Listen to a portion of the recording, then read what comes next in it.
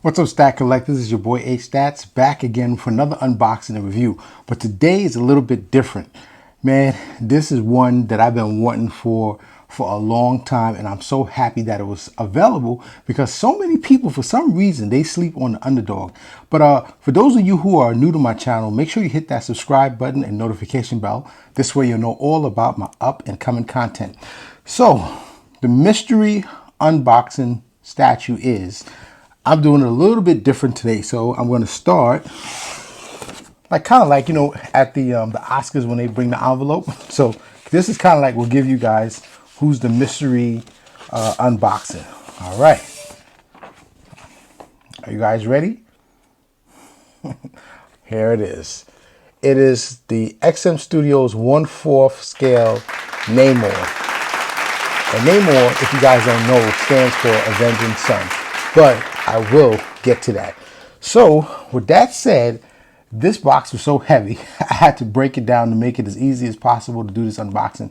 Let's get to the styrofoam unboxing. So I'll show you what the statue looks like, and then we can assemble it and come back to talk about it. Review one.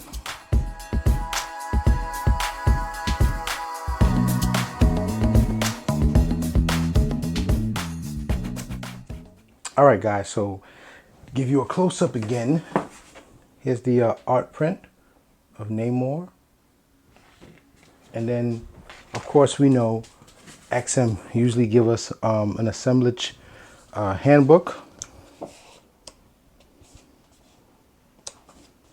Right? Cool, right? All right. So let's start with the straps. And guys, I mean, this thing was heavy. It was so heavy, the DHL guy was begging me to help him bring it in. Okay, so I know you guys have seen the assembly before, but you know, this is the HStats unboxing. All right, damn. I mean, for old statue, goes to show you like how XM just give you like they all. This is like a 1/4, but I don't even know why it's a 1/4 because it is so huge. Okay, these are his wings. That's gonna go on his feet. Okay, let's just put it to the side. All right. Let's see what this is. Okay, these looks like extra wings. Okay, we'll put those to the side as well. This huge whoa, spear is so heavy. I mean, you could just feel the weight of this thing. Wow, and it's made out of metal. That's crazy. That is absolutely crazy. And it looks like you could take someone's eye out. And this piece right here is so freaking pointy. Damn. What y'all trying to do, XM? You can really jab somebody with this thing. But yeah, be careful with this stuff. Whoever has this. This is crazy. All right. Put that over here. Let's see. This looks like part of the base. And you know what? I've been seeing, you know, I know Saber. Shout out to Saber Assembler because I think I first saw this on his channel. And go check him out when you guys get a chance. Subscribe, like, share his video. I'm glad he actually did that first review because, like he said, seeing this in person is way better than just seeing, you know, the actual pictures. Yeah, this looks really good. The water and everything, man. I can't wait to put this together. And by the way, I have number 304 out of 388. Okay. So let's look at the Namor body.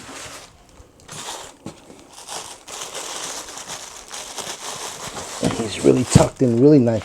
One thing I like about XM, their packaging is superb. Superb. Because when the carrier took it out the truck, it was so heavy he dropped it, and I'm like, well, if it's broken, I know who who's responsible. Oh man, I'm so happy I got this. You guys are sleeping on Namor. I can't believe you guys allowed this to stay around for so long. Look at this. Wow. Absolutely gorgeous. Wow. And to think about, I think this statue been around for like 5 years. And the quality is just amazing. All right.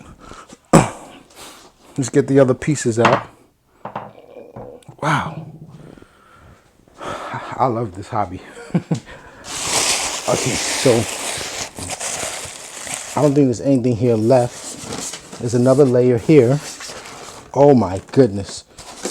Whoo! People, this thing is huge. I mean, look, I don't think I can pick up this base.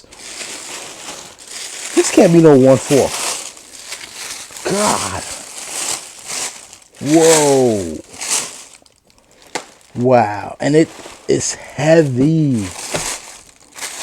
All right, I can't pick that up on camera because I'll just show you what it looks like on the base. But that octopus, I didn't think it was going to be that big. But jeez, I'll just show you some of the tentacles. God, look at this. Absolutely superior job. Look at this, guys.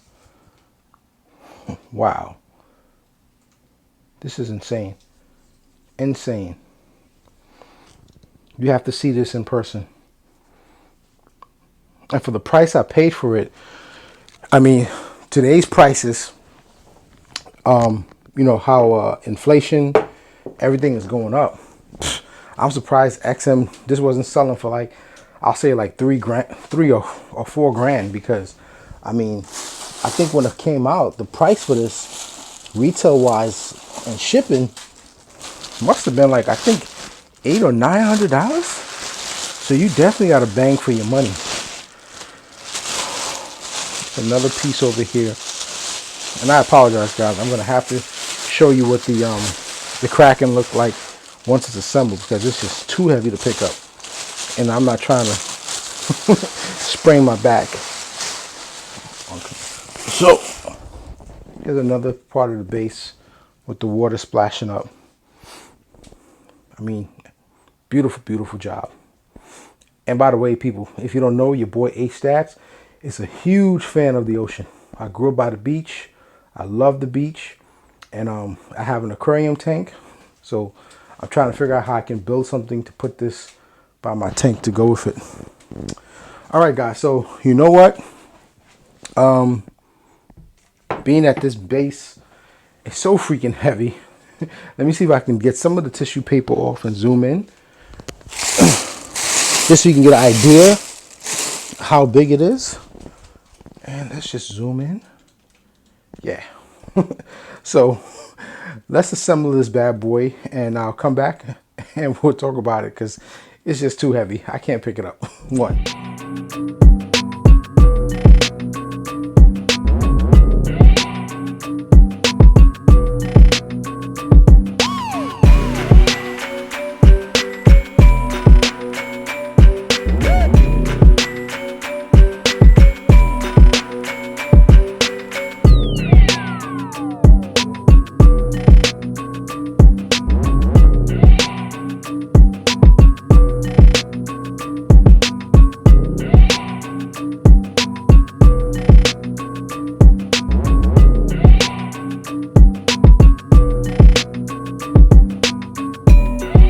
All right, guys. So as you can see, this thing is freaking, I mean, it's just amazing. And what's so captivating about this one is this base. And you know what the crazy thing is? The eye-piercing spear. I mean, be careful with this thing, whoever decides to buy it. The good news is, I think there's a few more pieces still available. If you're interested, just hit me up with a DM. I'll tell you exactly where to go get it. But I mean, there's only 388 of these in the world, and I have number 304.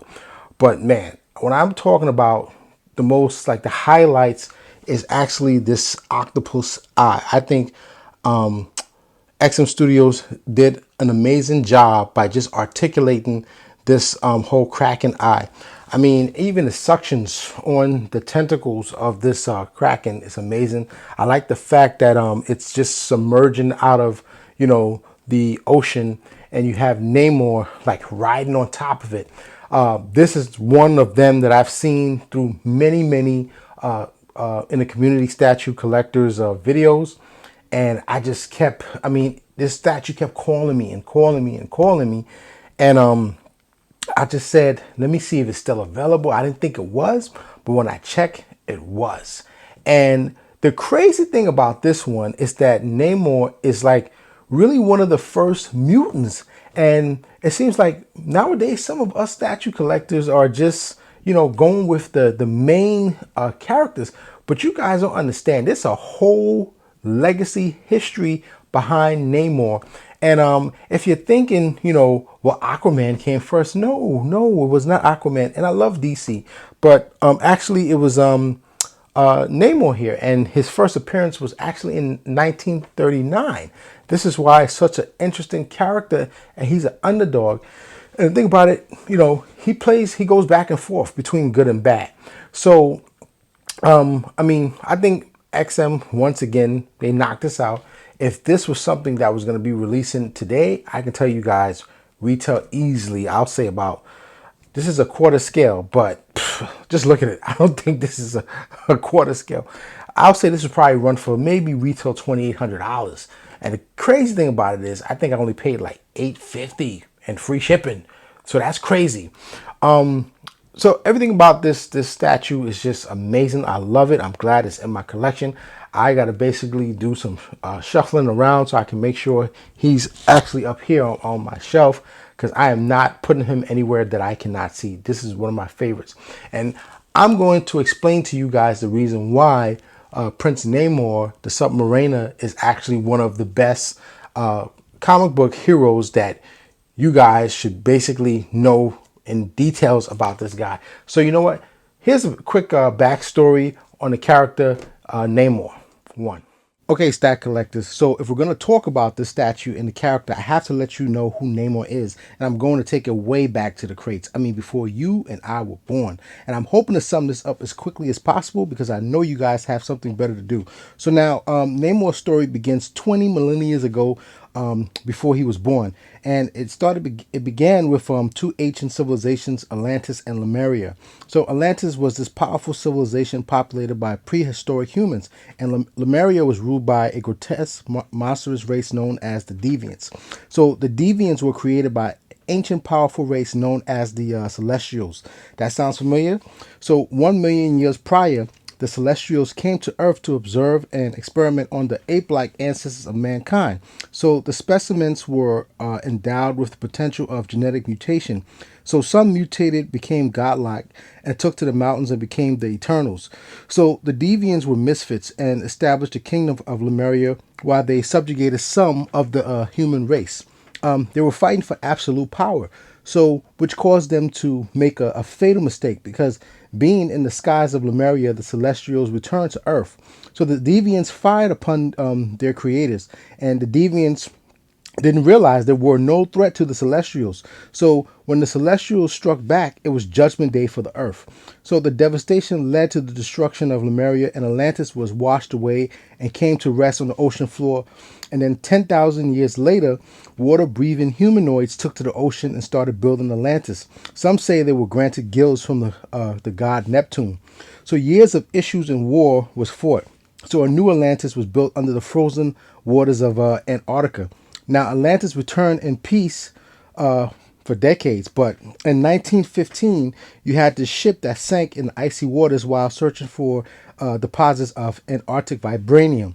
So in 1920, Captain Mackenzie went on a voyage to retrieve vulnerable equipment left behind the sunken ship. So on this voyage, Captain Mackenzie was curious. I'm sorry, not curious, but cautious, and used explosives to clear a path in the icy waters. So now, little did he know that when he blew up the ice, he opened up the city of Atlantis beneath the ice. So now the king of Atlantis knew the icefall wasn't natural, so he commanded his daughter, the Princess Finn, to send investigators to find out the cause. So, but Finn was curious and went to explore on her own, and she took a potion that would allow her to breathe out of water for 5 minutes at a time. I'm sorry, 5 hours at a time. So when she climbed aboard the strange ship, she allowed herself to be captured, and until she could learn more, it was here true love was found. So when she was brought to Captain Leonard Mackenzie, the two were strangely attracted to each other. Now, the weird thing back then, writer Bill Everett easily summed this up by writing, the crew accepted her as a castaway turned blue by the frigid waters. I mean, really, people? So, but let's continue. So Finn served as a spy and returned back and forth to her father. The two finally fell in love and was married. So now a lot happens after this, but because the crew failed to find the wreck of Endurance before they could return to the United States, there's just a whole lot that happens. And after this period, we want to skip back to Finn and Mackenzie.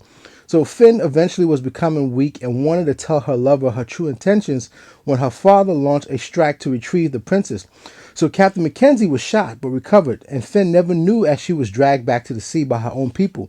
So Mackenzie ordered the command to go after his wife, but was ignored by his crew. So the two were pulled apart by their own people and believed they were gone forever. But however, a few months later, the Princess Finn gave birth to their hybrid child, Namor, which is an Atlantean word meaning avenging son.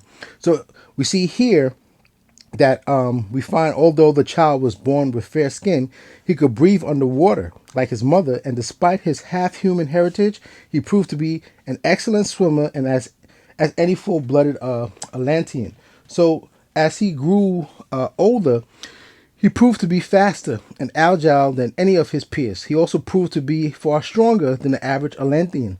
So now this wasn't his limit. So one day he was playing with his friends and he separated from them and became trapped above the ice.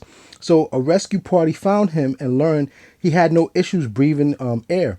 So his mom started accompanying him above, using her potion to breathe while teaching her son English like his father taught her. So one day the ice broke, causing them to fall. And unexpectedly, Namor instinctively kicked himself upwards, and he discovered the ability to fly. So he saved his mom and he flew home. He discovered that the source of his flying abilities was these tiny wings that appeared on his ankles. So it became more evident Prince Namor was more than a hybrid. Indeed, the submariner powers and abilities stem from the genetic potential installed into mankind by the Celestials 1 million years ago. So Namor was the world's first recorded mutant, and now he didn't really make contact with humanity until 1939, when he mistakenly took divers as robotic invaders, and he killed these divers. So now his mom and other of his race encouraged him to live up to his name, Avenging Son, by bringing war to the surface and the surface people. So now I'm not going to repeat, what Bill had wrote that time, because it kind of racist. You can look it up yourself. But then while he basically came to the surface to do battle, he goes on like a rampage, and because of the oxygen, it kind of made him like a little crazy. So they really wanted him to capture him, but this one lady, her name was Betty Dean, and she decides to take on a mission to stop the submariner, but fails. And she basically convinced him to assist with a war. It is here that Namor learned man was conflicted among each other and helps in his own way, but while somewhat helping, an historic moment happens. So although at the time he was noticed as the first superhuman publicly, the police wanted him brought to justice. So you had another superhuman, and that was the Human Torch, Jim Hammond, and the two engaged in a battle with Namor. And the Torch, who was himself a line in Law and Order, basically this battle was historic, but it was a stalemate. So now Namor is a character and is basically really neutral, but he's also a good guy. And he first joined the Invaders and fought aside Captain America to fight the Nazis. But as you know, he has been an enemy also to the Fantastic Four. He battled the newly formed Avengers. But he has been a defender, an Avenger, and an X-Men. He also stood aside his former enemies, Mr. Fantastic, and other powerful individuals known as the Illuminati. And I highly suggest you guys pick that series up. So whether you want to call him like a hero or a villain, he still remains the king of Atlantis, and he's willing to put the needs of his people above all others. And guys, his famous saying is Imperious Rex. All right, so there you have it. This is why I decided to get this. I mean, this is just one of the greatest heroes in my opinion. He's the underdog. Those of you who are home that are watching, that are new to my channel, make sure you hit that subscribe button and notification bell. This way you'll know all about my up and coming content. And if you like my review today, make sure you hit that like button. I really appreciate it. It helps the channel. And guys, leave me some comments. Let me know what you think on this old school statue. Let's talk about retail price. If it was released today, based on the size of it, I mean, the dimensions on the base would have run for like easily about 2,800. And you know, basically, the shipping costs nowadays for statues and prices are going up and up. So I had to take it back. I know everybody wants to buy new things, but this one definitely had to get in my collection. And once again, shout out to Saber Assembler. Go check out his channel. He was one of the first who reviewed this bad boy. And you know, we've been talking, and I know last time I was on the video blog with the rest of the team, I was talking about how I was going to get this, and now I decided to unbox it. It took me some time, but man, this thing was heavy. But it's a great assembly, easy. It's just that the base is great. So guys, with that said, keep your stats up, and I'll definitely check you on the next one. Guys, where you going? Make sure to check out my review on Damn Toys 1/3 scale Vito Corleone, aka The Godfather. I'm sure you guys are going to love it. Peace.